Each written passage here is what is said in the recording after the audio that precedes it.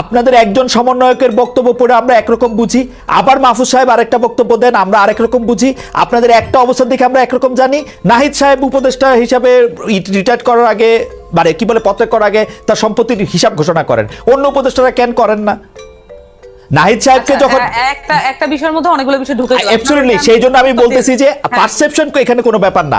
প্রশ্নটা হচ্ছে ব্যক্তির স্বাধীনতার মাত্রা কতটুকু, কি এটা? ব্যক্তির স্বাধীনতার কোনো মাত্রা নাই সামান্তা, আমার উত্তর আমি দিলাম, ব্যক্তির স্বাধীনতার কোনো মাত্রা নাই। ব্যক্তি স্বাধীনতা দিয়ে বুঝবে একটা ক্রাইম করা পর্যন্ত আপনার জন্য সিআরপিসি আছে, পেনাল কোড আছে, এর বাইরে যদি সে কোনো কিছু করে সেটা আইনভাবে ব্যবস্থা নেবে। একটা ব্যক্তির স্বাধীনতা কত সালের পেনাল কোড আপনি নতুন করে করেন, আপনারা ক্ষমতায় আসেন, নতুন করে করেন, যেটা এক্সিস্টিং আছে সেটার কথাই। এখনকার পেনাল কোড কত সালের? এখনকার পেনাল কোড কত সালের মানে কি? পেনাল কোড তো পেনাল কোড, পেনাল কোডের তো প্রতিদিন কত সালের পেনাল কোডের মধ্যে অনেক চেঞ্জ আছে। এটা 1858 সালে, এই যে শেখানো পড়ানো বুলির পাশাপাশি এইটাও শোনেন, 1858 সালে যে পেনাল কোড আছে, বাংলাদেশে প্রতিদিন নতুন নতুন করে যে আইন এনাক্টেড হয়েছে গত 54 বছরে, তার মধ্যে ওই পেনাল কোডের আইনগুলি চেঞ্জ হয়েছে। গড়ে বইটা 1858 সালের, কিন্তু বাংলাদেশের হওয়ার পরে তো আইন, হ্যাঁ, সবগুলি চেঞ্জ হয়েছে। হ্যাঁ, তো যাই হোক, এইটা এখন যে জায়গায় দাঁড়ায় থাকে।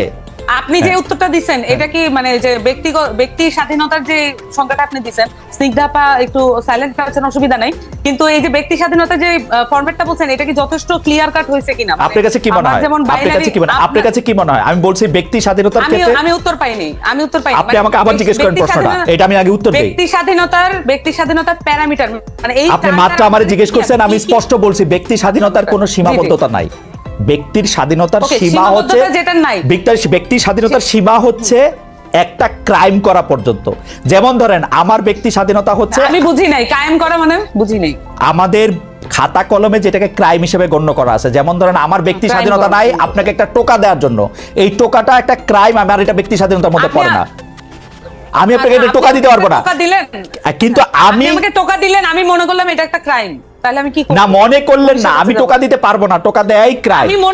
আমি মনে করলাম যে এটা একটা ক্রাইম, সেইটাই তো আমি তো বললাম যে টোকা দেয়া তো আসলেই ক্রাইম, আমি আপনাকে টোকা দিতে পারবো না, কিন্তু আমি নিজে রাস্তায় দ্বারা খাইতে পারবো, এটা আমার ব্যক্তি স্বাধীনতা। রমজান মাস হলো, এটা তো তাহলে তো ক্লিয়ার হয়ে গেল। মানে এই বিষয়গুলো দেখুন, আপনি আর আমি যখন আলাপ করতেছি তখন কিন্তু একটা আলাপের মধ্য দিয়ে এটা একটা মধ্যস্থতা হয়ে যাচ্ছে। কোনো মধ্যস্থতা হয় নাই, আপনি কিন্তু আমার কথা বুঝতেছেন না সামান্তা, আমার কথা বুঝতেছেন না। আপনি আমাকে শুধু বলেন যে আপনাদের অবস্থাটা কি, আপনারা কি চান যে রমজানে, যেমন এখানে আমরা জামাতে ইসলামীকে দেখছি যে ওরা স্পষ্ট বলছে যে রমজানে দোকানপাটগুলি বন্ধ রাখতে হবে, কেউ দোকানপাট খোলা রাখতে হবে না। আমরা বলি, আমরা আমাদের জায়গা থেকে যেটা আমরা মনে করি যে কোনো ধরনের মানে কোনো অন্যায়কারী ছাড়া কাউকে পুলিশি কায়দায় বা কোনো ধরনের তার বডিলি হার্ম করা, এটা অত্যন্ত গর্হিত অপরাধ। এই ধরনের এটাকে যদি আমরা মরাল পুলিশিং বলি, তাহলে এটা মরাল পুলিশিং এর বিরুদ্ধে আমরা আছি।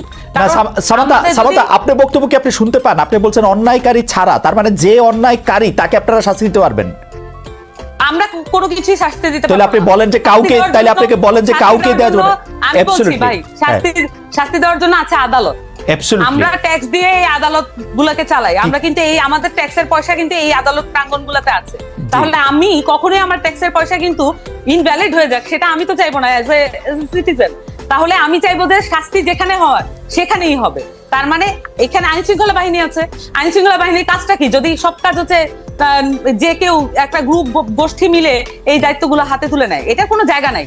এখানে যেই বিষয়গুলো করা হচ্ছে এটা স্পষ্টভাবে এখানে বিভাজিত যেই শক্তিগুলো ছিল সেগুলোকে আবার চাঙ্গা করার জন্য, যারা একত্রিত হয়েছিল অভ্যুত্থানের মধ্য দিয়ে তাদেরকে আবার বিভাজিত করার জন্য নানান ধরনের প্রক্রিয়া শুরু হয়েছে।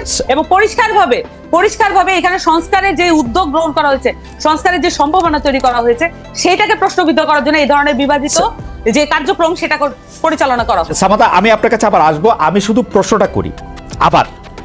প্রশ্নটা হচ্ছে, প্রতি বছর রমজান আসার আগেও পরে বিভিন্ন সামাজিক, ধর্মীয়, আদর্শিক ধর্মীয় গোষ্ঠী বিভিন্ন রকম অবস্থান নেয়। কেউ বলে যে এইবার রমজানে হোটেল রেস্টুরেন্ট আমাদের এলাকায় খোলা রাখা যাবে না, রমজানের পবিত্রতা বজায় রাখুন।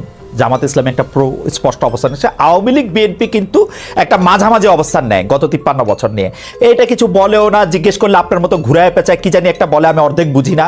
এখন ঘটনা হচ্ছে যে এই জিজ্ঞেস করাটা কিন্তু আমি 27 বছর ধরে করে আসতেছি বলে আমি বলতেছি।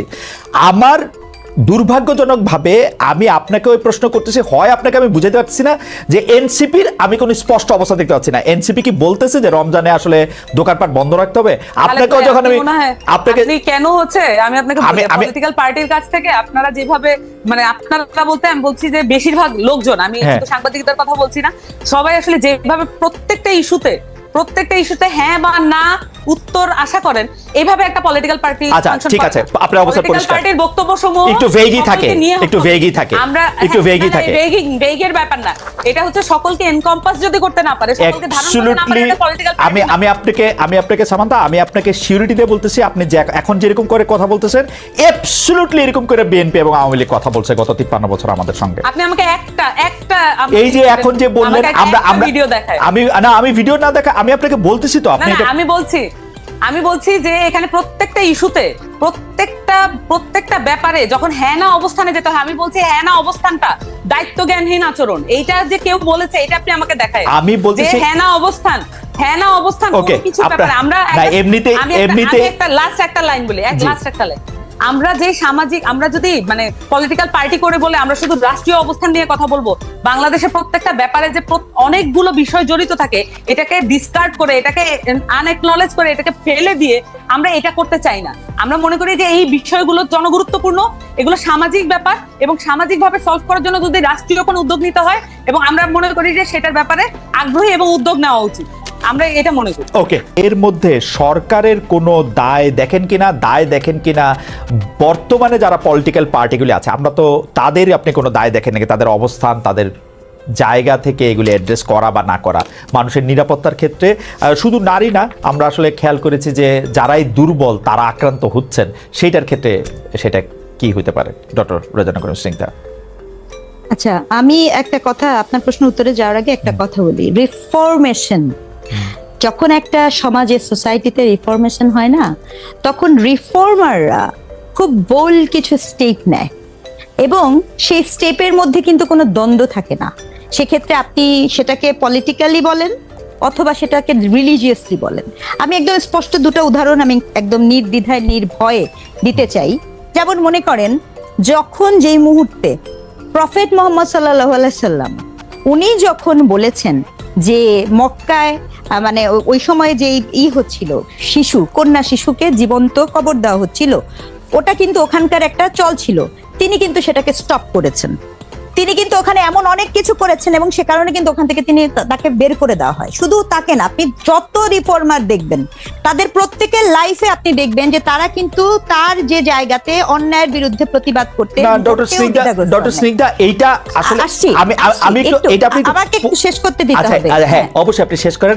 আপা, এইটা একটু পরিষ্কার করে যান যে অনেকে এটা বলেন যে হ্যাঁ প্রফেট সাল্লাল্লাহু আলাইহি ওয়াসাল্লাম এটা শেষ করেছেন, আবার অনেকে বলেন যে বিবি খাদিজা রাদিয়াল্লাহু আনহু তো তার আগেই সবচেয়ে বড় ছিলেন। তো এটা দুইটাই বলা যায়, উনি এসে স্টপ করেছেন।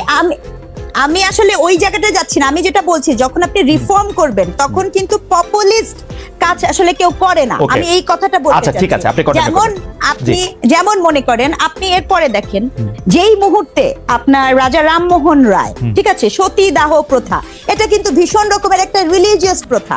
সতীদাহ প্রথাকে তিনি কি করলেন, সেটাকে তিনি নিষিদ্ধ ঘোষণা করলেন। বা বিদ্যাসাগর যখন বিধবা বিয়ে করলো, তখন কিন্তু সেটাও কিন্তু রিলিজিয়াস সেন্টিমেন্টে ভীষণ রকমের লাগে। তাহলে তারা এই স্টেপটা নিয়েছিল বলেই আজকে কিন্তু আপনি এই জায়গায় আসতে পেরেছেন। এখন আমার প্রশ্ন হচ্ছে, বাংলাদেশে এমন রিফরমেশন হলো যে আমি এখন পেঁচায় কথা বলবো, তাহলে আমার ওই সততা থাকলো না, আমি আমার ন্যায্যতা দিতে পারলাম না। আমি বলে যাচ্ছি, বুলি আওড়ায় যাচ্ছি যে ন্যায্যতার কথা বলবো, ন্যায় বিচারের কথা বলবো, অথচ আমি এইটা বলতে দ্বিধাগ্রস্ত হচ্ছি যে কোনো ব্যক্তির ব্যক্তি অধিকারে, ব্যক্তি স্বাধীনতায় হস্তক্ষেপ করা অন্যায়, তখন আর কিছু বলার থাকে না। That is very unfortunate. কারণ আমরা এই জন্য নয়া বাংলাদেশের স্বপ্ন দেখি নাই, আমরা এই জন্য পার্টিসিপেট করি নাই। ঠিক আছে, আপনি যে প্রশ্ন করেছিলেন, আমি এই জন্য আপনাকে বলেছি যে ব্যাপারটা শুধু আপনি যে কোনো ইস্যুতে নিবেন, রাষ্ট্রে নিবেন, সেটাই কিন্তু কামনীয়। আপনি ডিফরমেশন হচ্ছেন, আপনি দলের কথা বলেন, ঠিক আছে। পৃথিবীর যে কোনো দেশের হিস্ট্রি আপনি যখন দেখবেন, তারা যখন এটা ফরমেশনের মধ্যে দিয়ে যায়, তখন কিন্তু কতগুলো বোল্ড স্টেপ নেওয়া হয়। এই বোল্ড স্টেপ নেওয়াটার সুবর্ণ সুযোগ ছিল বাংলাদেশের হাতে এই মুহূর্তে। সেটা যখন হাতছাড়া হয়ে যায় তখন স্পিরিট নষ্ট হয়ে যায়। আপনি কি এখানে কি আমরা মমতাজের গান শুনতে বসছি? না, বসি নাই। আমরা এখানে পপুলার হতে বসি নাই, ঠিক আছে? আমরা এখানে ওই কথা শুনতে বসি নাই। আপনার ওই যে কোন র্যাপার বলেছে যে আমি আপনার করি দেখে, আমি গান গাওয়া হারাম দেখে আমি গানের টাকা দিয়ে খাই না কিন্তু বাড়ি করি। এই আলাপ, এই অযৌক্তিক আলাপের মধ্যে কিন্তু আমরা শুনতে আগ্রহী না। আমরা একটা যৌক্তিক, একটা ন্যায্যতা, অন্যায়ের বিপক্ষে গল্প করা, কথা বলা, এরকম সৎ সাহসিকতা দেখতে চেয়েছি। আপনি আমাকে এটা একটু বুঝায় বলেন, আমি এটা একটু বুঝতেই চাই। যে প্রশ্নটা আপনি আমাকে করেছিলেন সে প্রশ্নের উত্তরে আমি একটা কথা বলতে চাই, যে আপনি যে বললেন, খালেদ ভাই আপনি আপনার প্রশ্নটা আরেকবার করেন। আচ্ছা, আমি আপনাকে বলতে চাইছিলাম যে এইটা যে সরকারের বা রাজনৈতিক দলগুলির মধ্যে আপনি আসলে এই যে মোরাল পুলিশিং বলেন, ব্যক্তির অধিকার ক্ষুণ্ণ করার কথা যেটা আপনি বললেন, বা দুর্বলের প্রতি আক্রমণের কথা বলেন, শুধু নারীর প্রতি না, যে কোনোভাবে, যে যখন সংখ্যালঘু, সে যদি এখন আদিবাসী হয়, সে যদি এখন গরিব মানুষ হয়, সে যদি এখন পাহাড়ি হয়, মানে সে যেরকমই হোক, মানে তার নারী হইতে হবে না, সে দুর্বল হইলেই যে তার প্রতি আক্রমণ। এখানে একটা কথা বলি, এই যে টার্মটা আছে না, কোড অ্যান্ড কোড সংখ্যালঘু, এটাও না খুব মজার। কেন জানেন? বাংলাদেশে 51% নারী, তারপরও নারীর অধিকার বিবেচনায়, নারীর জীবন বিবেচনায় সে তো মাইনরিটি হয়ে আসে। তার মানে কি? সংখ্যালঘুত্ব আসলে কি জিনিস? সংখ্যালঘুত্ব হচ্ছে তার অধিকার, তার স্বাধীনতা, তার চলাফেরার জন্য আপনি যেই সিস্টেমেটিক আপনি একটা বৈষম্য করে রেখেছেন, সেটার কথা বলা হচ্ছে, তাই না? রাজনৈতিক দলগুলো আমি এখানে কোনো একক রাজনৈতিক দলগুলো বলবো না। শোনেন, গত 53 বছর ধরে হয়েছে কি, আওয়ামী লীগের কে ধরছিল হচ্ছে জামাত শিবির ভাইরাস, যা কিছু দেখতো তারা বলতো শিবির জামাত। এখন এদের কি হয়েছে? এদেরকে আওয়ামী ভাইরাস ধরছে। কোনো কিছু হলেই আপনি বলেন এটা আওয়ামী লীগ করছে। আমরা জানি না এটা, আমরা কি এটা জানি না? আমরা তো বাংলাদেশের 15 বছরের এই গল্পটা জানি না। রাইট, বাংলাদেশের রাজনৈতিক বাস্তবতার মধ্যে আসলে আমি এটা করতে পারি নাই বা আমি এটা পারি না, এটা বলার কোনো চল নাই। এটা আওয়ামী লীগ ভুল করছে, আওয়ামী লীগের সময় এটা জামাত এবং বিএনপির উপরে দোষ চাপানো, এটা এরকমই ছিল। কিন্তু আমি প্রশ্নটা একটু করি, ডক্টর স্নিগ্ধা, আমার এই পর্যায়ে আপনার কাছে প্রশ্ন হচ্ছে যে আপনি বলছেন নয়া রাজনৈতিক বন্দোবস্তের মধ্যে আপনি একটা স্বপ্ন দেখতেছিলেন, কিন্তু নয়া রাজনৈতিক বন্দোবস্তের মধ্যে আপনি কোন জায়গায় এটা পাইছেন যে ব্যক্তি অধিকার ক্ষুণ্ণ করা হবে না, বা ব্যক্তি অধিকার ক্ষুণ্ণ বলতে আমরা যেটা বুঝতেছি সেইটা আমরা বুঝতেছি। আমি তো সামান্তার কথা স্পষ্ট বুঝতে পারতেছি যে সামান্তা কি বলতে চাইতেছে। এনসিপি কে আমার বোঝা হইতেছে, কিন্তু এর মধ্যে দিয়া ওরা বলতে চাইতেছে এগুলো আমরা অ্যাড্রেস করবো না। আপনি এগুলো অ্যাড্রেস করলে, আমি যদি এগুলো অ্যাড্রেস করি, সামান্তা একটা প্রশ্নের ঠিক মানে সোজা জবাব দিচ্ছে না। সামান্তা এটাকে ঘুরায়া পেঁচায়া জবাব দিতেছে, কারণ হচ্ছে সে জানে তাকে পলিটিক্স করতে হবে। আমি যাকেই জিজ্ঞেস করি সে এরকম করেই বলবে, কারণ এটার মধ্যে তার ব্যক্তি অধিকারে ঘোষণা কইরা যে রাজনৈতিক বন্দোবস্তের জায়গা, সেটার জন্য আমরা তৈরি কিনা সেই প্রশ্ন আগে, ওরা তৈরি কিনা সেই প্রশ্ন করার আগে। আপনার সেরকম মনে হয় না যে কেন ব্যক্তি অধিকারের প্রসঙ্গটা আপনি কোথায় পাইলেন? কোথায় ওরা বলছে যে ব্যক্তি অধিকার নিশ্চিত করবে সবার?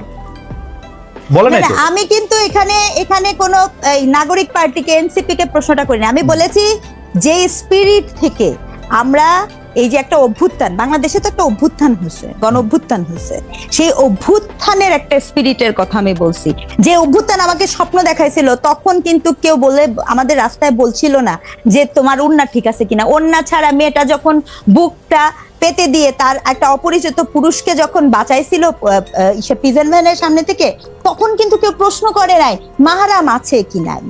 আজকে এনসিপি এর চেয়ে দুঃখজনক কিচ্ছু হতে পারে না। সে বলতে পারে না যে আজ এই যে ফ্লিপকার্টটা ঘুরছে, এবং দুঃখজনক সেই ফ্লিপকার্টের ভিতরে এটা ঘুরছে যে আপনার ওটা স্পষ্ট বক্তব্য না, ওটা হচ্ছে স্পষ্ট বক্তব্য শুনলে আপনি আরো বচকে যাবেন, সেখানে আরো ভরকে যাবেন। ওখানে বলেছে যে আপনি মানে স্পষ্ট বক্তব্য, উনি ওই লোক বলছেন যে যদি কোনো নারী মাহরাম ছাড়া ঘুরে তার জন্য তো না, কিন্তু ওই বক্তব্য তো এনসিপি এন্ডোর্স করে নাই। এন্ডোর্স করে নাই, কিন্তু তার বিপক্ষে কথা বললো না কেন? সবকিছুর বিপক্ষে কেমনে কথা বলবে? 500টা ইস্যু আছে, 500টা ইস্যু রেগিস্টে কথা বলবে। একটা সেকেন্ড, সবকিছু না। আরে আমার কথা হচ্ছে, আমি আবারও বলছি, এটা অনেক স্বপ্নের, অনেক আশা কিন্তু এদের কাছে। সেই জায়গা থেকে বলছি, আপনি বলেন তো এই এনসিপির যেই মেয়েরা আছে, এই জুলাই অভ্যুত্থানের পরে কতজন মেয়েদেরকে সাইবার বুলিং করা হয়েছে, ট্রলিং করা হয়েছে, তারা কি করছে? তারা তাদের নিজেদের লোকদের নিরাপত্তা দিতে পারে না, আমাদের নিরাপত্তা কি দিবে? এই প্রশ্নের উত্তর দেন। না, সেটা তো আমরা তো ওদের কাছে